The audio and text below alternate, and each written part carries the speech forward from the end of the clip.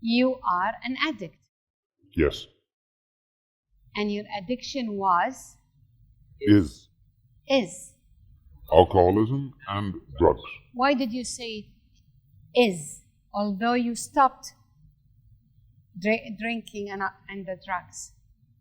Because an addict remains an addict all his life, and he should remain in recovery, if you're lucky enough to be in recovery, all your life. I will always be an addict. So, this is very interesting. Even though you stop the addiction, you are an addict. It means because you're open to addiction anytime if you allow yourself. I have to always be careful and remind myself and be aware of the fact that at no stage am I ever cured of my addiction. It is always with me. What I have is a daily reprieve from my addiction. It's one day at a time. So addiction is a disease. Addiction is indeed a disease, and the American Medical Association has termed it as a disease from the early 80s, I think, or late 70s. Okay. So it's officially recognized as a type of disease, correct. When did you start your addiction? At the age of 14, that's when I began to experiment with both alcohol and the group of friends that I associated with in school were not very good people, and they introduced me to the wrong people where I had access to drugs, and that's how I started. But then you had the ability, you wanted to. In the beginning, I thought it was great fun. We ended up in all sorts of strange places to go and buy the drugs, some of them not particularly safe. And all of this was behind my parents' back, and my schoolwork suffered. So it affected a lot your family relationships and yes. School. Definitely. From the age of 14, you could see that there was a change in my relationship with my family and my siblings, and my school performance just began to get worse and worse and worse. How was, you're an Arab, lived in the States? Yes. All your life. How was the community dealing with someone like you? You're an addict. In our community at the time, nobody spoke about addiction openly, and it was not discussed. And if it was discussed, it happened to other people, not to us. And that's why I believe that we have, in our part of the world, many problems with addiction, which is getting better, by the way, because awareness is much better. But people run away from it. They hide from the problem instead of accepting the problem. Okay. What makes a person an addict? Many things, but primarily my experience was that I always felt different from, separate than. I always had a large hole in my gut that made me want to feel different from how I felt. And the only way to do that was to either drink or buy some drugs to make me feel different from what I felt. I remember as a child feeling extremely depressed. Blackout depression. Awful So depression. one of the reasons are depressions or don't fit in. I didn't fit in. That's So how I it felt. is more a psychological issue. No, it's a disease. It's a disease, so you're born with it? I choose to think I was born with it, although I know that there are a lot of psychological issues associated with it. Okay. Tell me your journey. You went into drugs when you were young, very Yes. young. Yes. 15 is very young. 14. 14 is very young. Yes. And it took you 20 years after that or more. So around 30, you stopped? Actually, I was very lucky. I was the kind of addict who, when he consumed his drugs or drank his alcohol, I did it in such a large quantity that the effects were very obvious. You could see that I was drunk. I would drop down. I would not be able to get up. I would not be able to function. I got in trouble a lot with people. Yeah. I got in trouble a lot physically with illness because of my addiction. Yes. Some people don't have that. Some people can have an addiction that stays with them for 40 years and they can hide it. Because they're not consuming much of the drug or the alcohol. I wasn't that type of addict. I was a kind of addict that when I would sit down and drink or use drugs, I had to sit down and drink everything. I had to use whatever drugs I could get my hands on. And usually the results are not very good. So it affected social life, financial life, education life, my career. Today I have a good career, but I'm late. I'm late in everything. Yes, because they call it a thief, right? Alcohol is a thief. Addiction is a thief. It steals the years away from you. It steals your career. It steals your family. It steals everything from you. So how long it took you to come and admit that you have an issue? Well, because I'm sure you went through stages of denial. The 5 stages. Tell me about that. Well, the denial stages of when an addiction becomes so apparently bad that you cannot function, people begin to notice. They notice that your behavior is off. They notice that you don't participate in social gatherings. Or if you do, you participate in a very odd or bad manner. When you're consuming alcohol or you're taking drugs, your behavior pattern changes. You don't behave like other people. So people realize there's something wrong. But you don't know about it. You think you're okay. Yes. The addict thinks he's okay. So it took you, after people noticing? After a series of hospitalizations and run-ins with the police. So it took you a while to admit. I was in denial for many years, but again I say that I'm lucky because I sobered up at 27, in my late 20s, because I realized if I was going to continue with this pattern, that I was not going to survive, because my addiction took me towards destroying yourself. Literally destroying all of my social But then it took you a while, but then you did realize. Yes, but I gave up. When I was introduced to Alcoholics Anonymous, which is a very successful group of people that has been around the world for 70 years or 80 years, I had been introduced already to them, but I didn't take any notice. I thought I could control it. You see, this is the illusion. Yeah. You think you're in control, but you're not. And I thought I could control it and master it. I can stop it, but you cannot. It controls me. And it controlled me all my life because my whole waking day was focused about when I can get high, where do I buy, how do I get the money to buy, so you lie a lot, you lie, manipulate, cheat, and steal. And manipulate people. I'm a master manipulator. So when it comes, a package with addiction is lying, cheating, and stealing.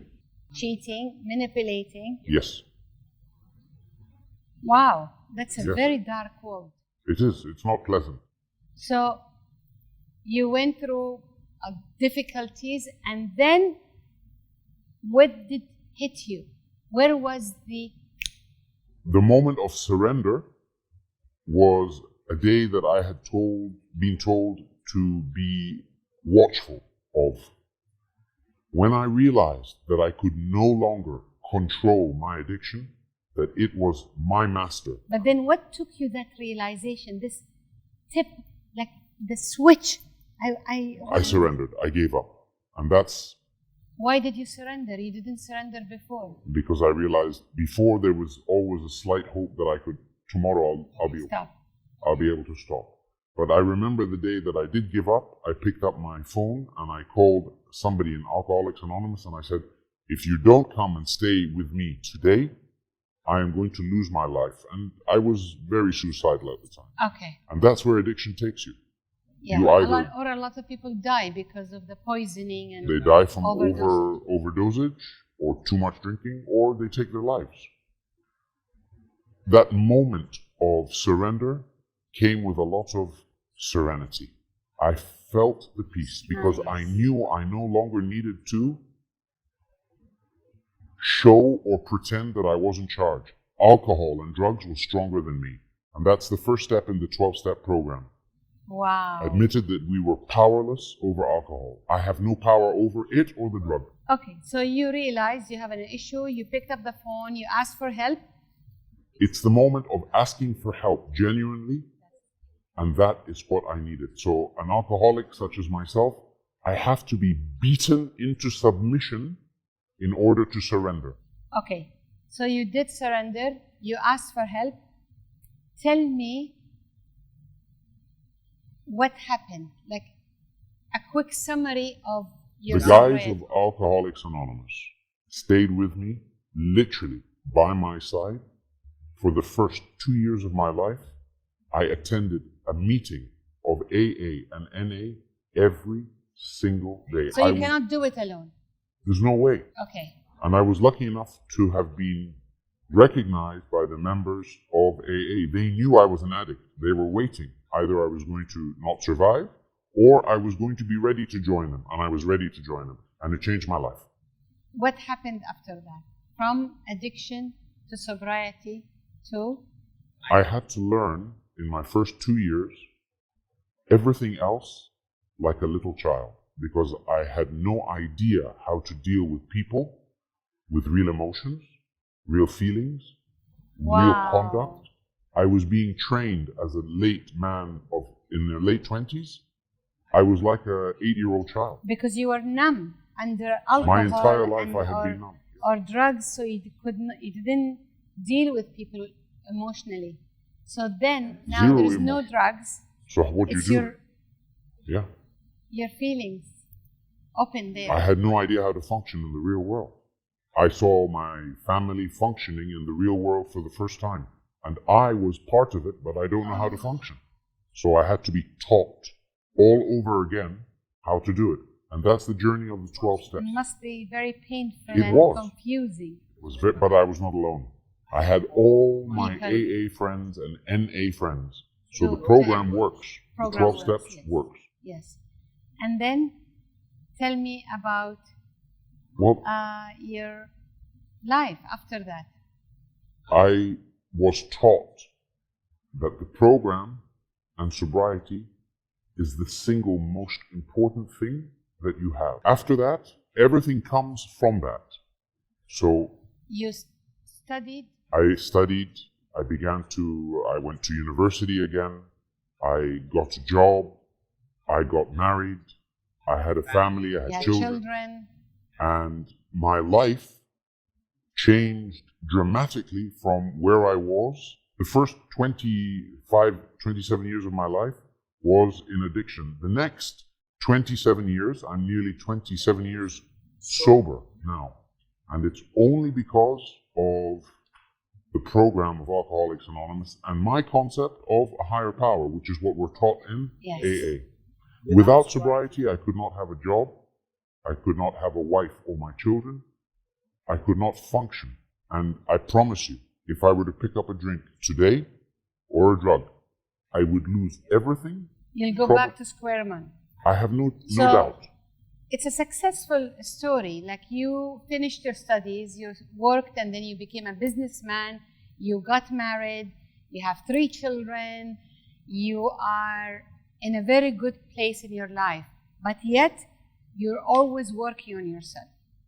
I'm aware of the fact that I am an addict and will be till the day I die. So I avoid all places where I used to go, simply because I'm no longer interested. But I know that if I leave the door open half an inch, the next time it'll be 2 inches. The next time it'll be 3, and then the door will open. So I never let the door open. If an addict listening to you, or the family of an addict, Yes. 2 things I want from you now. One thing, for an addict, what would you tell these addicts that they're listening to you, if they're admitting or they're not admitting, and what would you tell the parents? That there is a solution.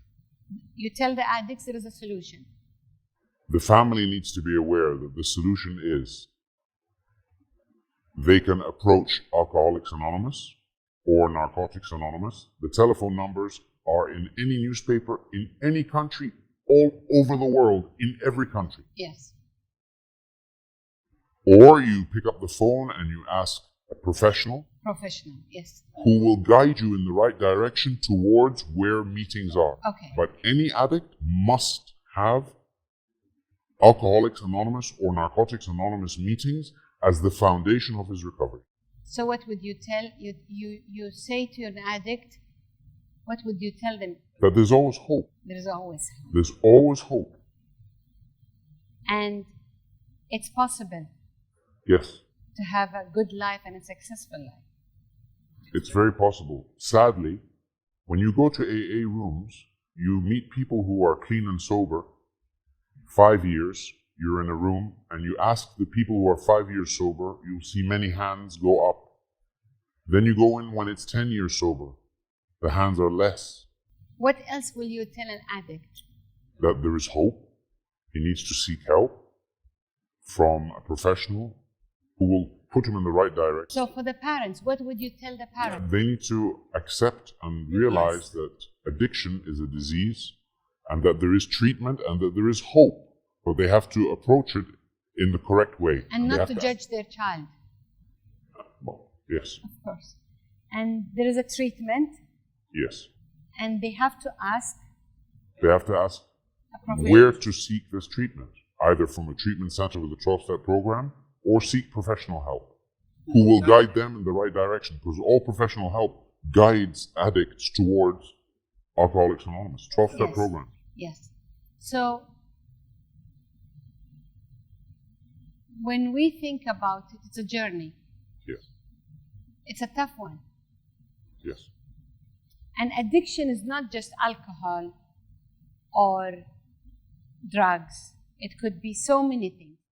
Hundreds of addictions. Yes. From gambling to shopping to food. Oh, anything you think where people can indulge, there's an addiction there. So what would you tell an addict? Seek help, ask for help, and the best place to ask for help is either in the 12-step program or seek professional help who will guide you towards that. And I think they have to tell their parents. I mean, you have to start. Their parents probably know, because it's obvious when an addict has reached a stage where he needs help, the parents know. Okay. So the parents need to also realize that there can be an intervention. The parents need to seek professional guidance. Yes. They need to understand that their children or their family members are addicts. Yes. They need to accept that, and they need to also seek treatment centers or professional help for their family members. And accept their child without judgment. Which is very difficult to do, but they're on their new journey now also, and they have to go through it too. Absolutely. That's what I'm trying to say. It's not just the addict journey. It's the family and the addict. And they have to work together. So it's a journey. It's not just the addict, it's the family and the addict. Yes. So they both have to accept, they have to not judge their child. Correct. And seek help for them, and from a profession or from the 12-step program. Yes. Thank you. I really appreciate you sharing. My pleasure. Because it could help a lot of people. I'm sure it will help a lot of people. I hope so. And there are so many different kinds of addictions. And first step is to realize you're an addict. Correct. And then ask help. Thank you so much. My pleasure. أهلا أهلا أهلا أهلا يا دكتورتنا الغالية دكتورة شيماء الفردان، إماراتية، أخصائية نفسية، من تخصصاتها الإدمان. ومثل ما شفتي الحلقة اليوم عن الإدمان، بس الدكتورة أنا أبغي أول شيء تقولي لنا شو الإدمان، عشان نحن عندنا 15 دقيقة بشكل عام، وبعدين أبغيك تقولين لنا أنواع الإدمان. عشان نحن بس دائما نفكر ان المخدرات الكحول اشياء معينه، القمار كل ادمان فقط، بس هو عالم كبير.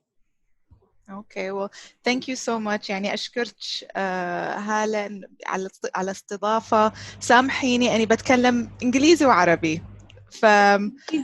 نحن عندنا السبتايتل، مو مشكلة. Okay, perfect. I'll mix a part of both. لأن أول شيء من ناحية الإدمان addiction هو في subcategories. أنا شفت من الحلقة your guest تناقش عن drugs والalcohol. طبعاً there's drugs, there's alcohol, there's gambling. Sometimes it's a behavior and it's a vice. فيكون في مشاعر سلبية والواحد يبغى يخفف عن هالمشاعر فيلجأ لشيء. ممكن يكون مخدرات، ممكن يكون كحول، ممكن يكون shopping مثل ما أنت قلتي، ممكن يكون الأكل. Anything in excess can and used to quieten negative emotions can be in the category of addiction. Okay. بس the difference is مع الكحول والdrugs. There's a level of tolerance. لأن الشخص إذا مثلاً ياخذ بيشرب كحول أول مرة بيكون نسبة معينة، بعدين تزيد، بعدين يحس إنه لا إيه، فالtolerance starts to build. فهاي من symptoms for diagnosis إن the level of tolerance لأنه يزيد بعد فترة يكون it's such a large amount that a person that doesn't drink يستغرب إنه how can you tolerate this amount. Then دكتورة, what is إدمان? I mean, how do you get it? Are you born with it? Because, you know, my mentor, she's a psychotherapist, and we discuss about this a lot. And usually some school says it's genetic, some says it can you explain a bit? Who the thing is, it's a bit of both. مو كل شخص that uses it ends up being إدمان. مو شرط. لأن you could use experiment مثل ما your guest mentioned that he experimented. Some people experiment خلاص ما يعجبهم and they let it go. Other people, because there's a genetic predisposition, yes, there's a genetic predisposition, they're like, okay, the shortcut in the brain starts getting activated and it's like, oh, okay, this makes me feel good. Combined with environmental factors, مثل ما هو قال, sometimes there is depression, but depression underlying it, because a lot of the work I do is trauma. It could be neglect. It could be not being able to access or understand your own emotions. فأني ما عارفة أتصرف في مواقف. I have this drink or in social circumstances, I'm the life of the party. I know how to interact with people. كل المشاعر وكل الانxiety اللي موجود is not there anymore. Because so low self-esteem is one of the things of the symptoms of the addict people. So it could be different kind of addiction.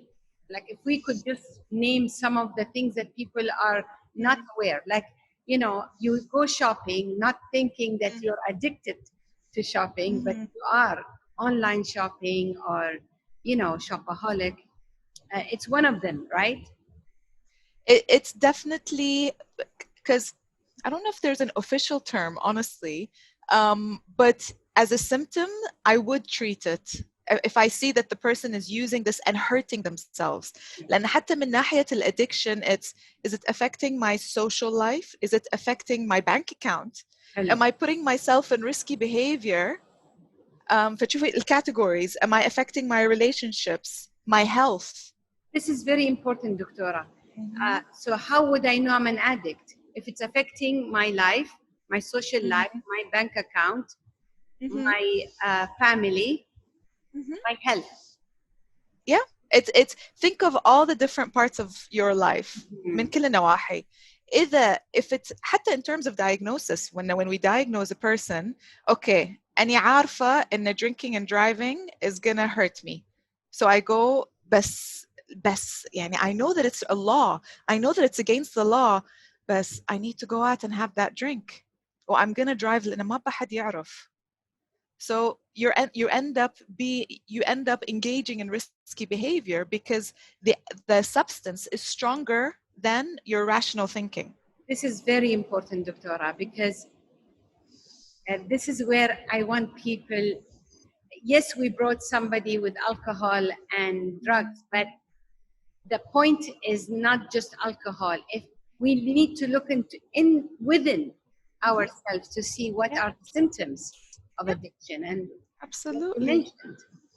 هو it does يعني حتى in terms of sex addiction as well. Yes. That falls into the category because risky behavior is especially in our country where there's a lot of animosity around the subject, but sexually transmitted diseases and other things in terms of premarital sex and current laws.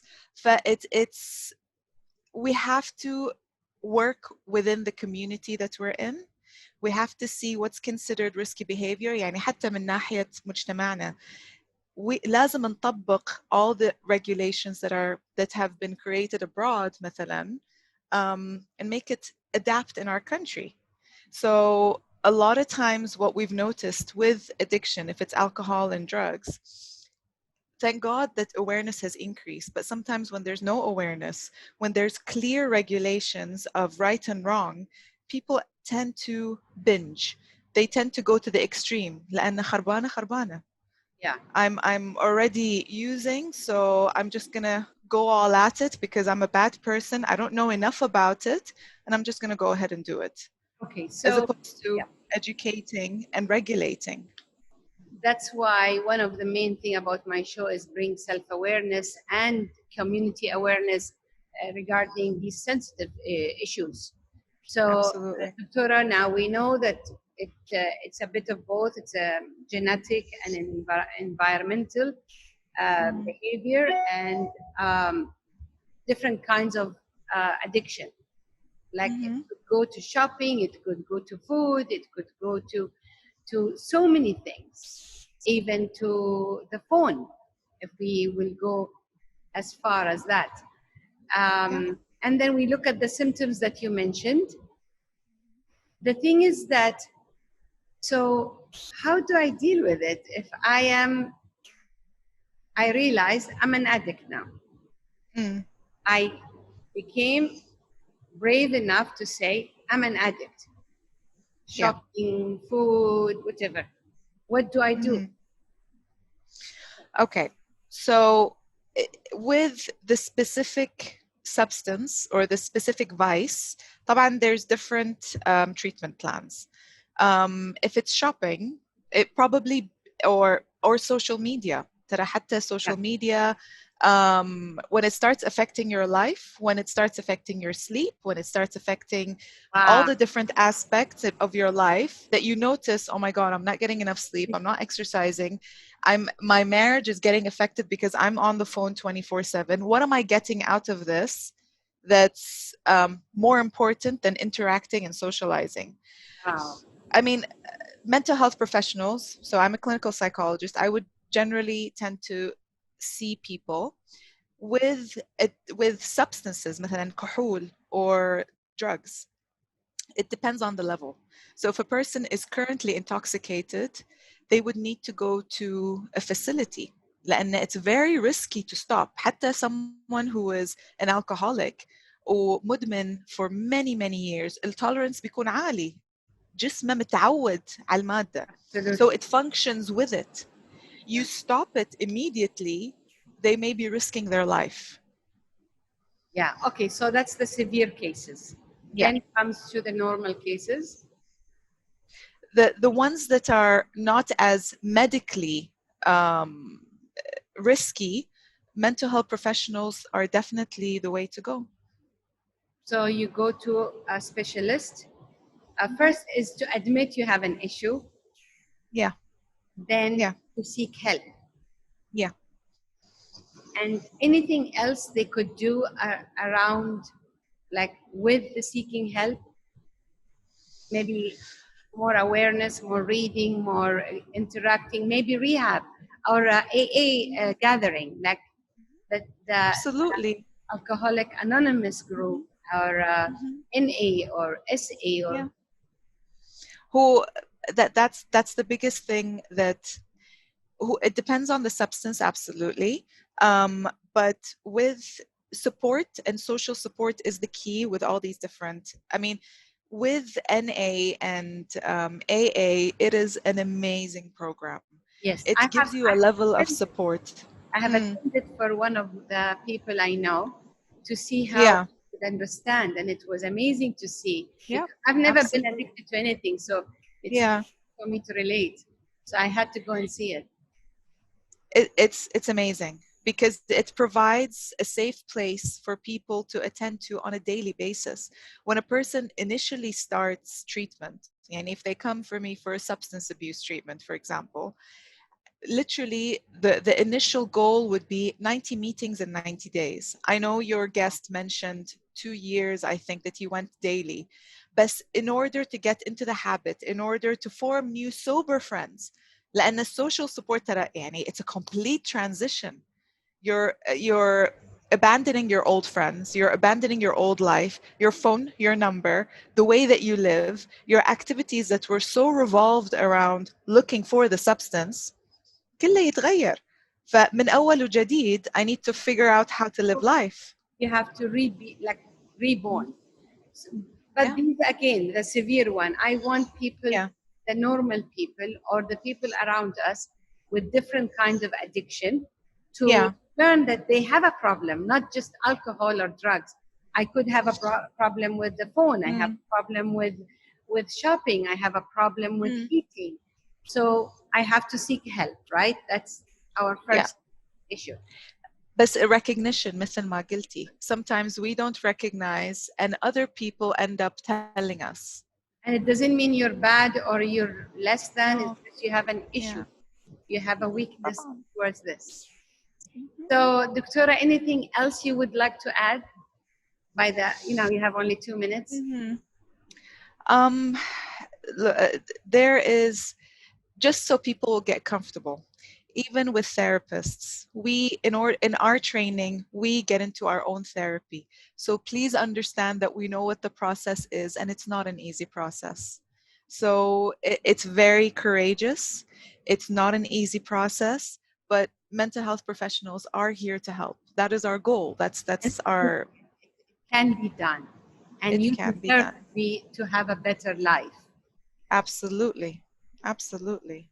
Wallah, ya Doctora, it's been wonderful talking to you. I really appreciate you giving me. I know you have a crazy, busy days, but I'm telling everybody if they need help on this, they can come to you, Doctora Shayma Al-Fardan.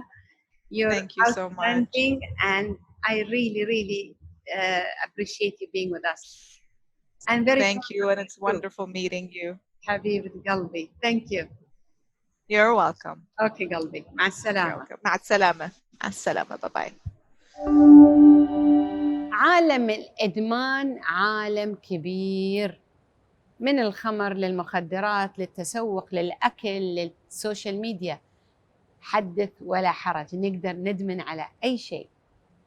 الإدمان إذا أثر على حياتنا وعلاقاتنا وصحتنا ويومياتنا، هذا هو الإدمان. هني لازم نشوف قاعد يأثر على علاقتي، قاعد يأثر على حياتي، على صحتي. أنا 24 ساعة التليفون، أنا طول الوقت على السوشيال ميديا، أنا ما لي حياة خاصة، أنا ما عندي علاقات قريبة، ما أبغى أجلس مع عيالي، طول الوقت أنا على التليفون، أو أنا طول الوقت قاعدة أشرب، أو أنا طول الوقت قاعدة آكل. هني يخلينا نقول وقفة مع النفس، مع الذات.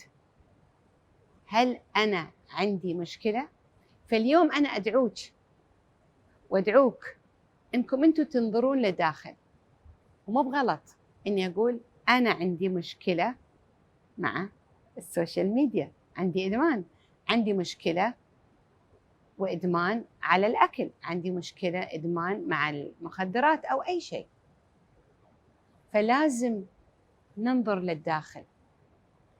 الإدمان ما له هوية ولا جنسية ولا دين، أي حد يقدر يصيبه، ومثل ما قالت الدكتورة إن الجينات لها دور كبير، فنفكر فيها ونقدر نستعيد نفسنا لنفسنا، نستعيد كياننا، ونعيش حياة فيها راحة وفيها حياة طبيعية، حياة مريحة، علاقات صحية. فكروا معاي اليوم، وإذا أنت فيك هالمشكلة أو أنت فيك، اخطوا الخطوة واعترفوا أن عندكم مشكلة واطلبوا المساعدة. أتمنى لكم يوم وليلة كلها حب وسعادة.